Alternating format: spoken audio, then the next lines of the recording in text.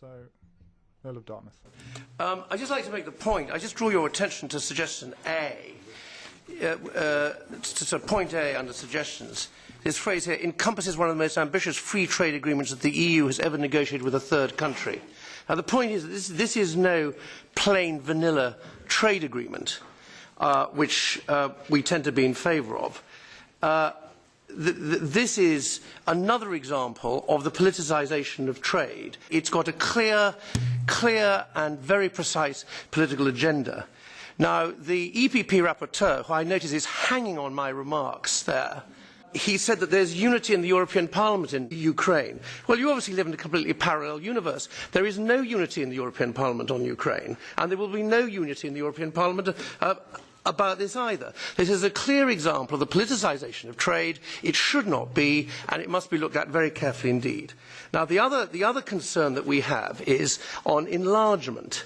We are concerned that this ambitious free trade agreement is a backdoor to enlargement. Now, the British Conservative Party went in the 2009 European election. They had it in their manifesto to saying that they favoured Georgia becoming a member of the European Union. Now, I would like to hear from the rapporteur, and no less a person than a former enlargement commissioner, that two specific points. One is I'd like to hear from him, if he's able indeed to say it, that this is not a precursor, that this trade agreement is not a precursor to enlargement, and secondly, that there will be no relaxation that there will be no relaxation in visa obligations between Georgia and the European Union and the states of the European Union in the trade treaty, and that if there is no relaxation at the moment, there will be no request in the future, at least not from him and his colleagues, for this to be relaxed. So those are my two questions to the rapporteur.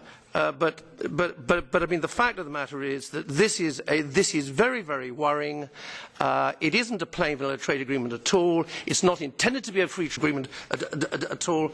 And the EPP coordinator has, I think, made that point very clear. And incidentally, I'll just say to you, if you come to this committee, it is vaguely polite, particularly if it's your own thing that is being discussed, to perhaps at least pretend to listen to the remarks of other colleagues.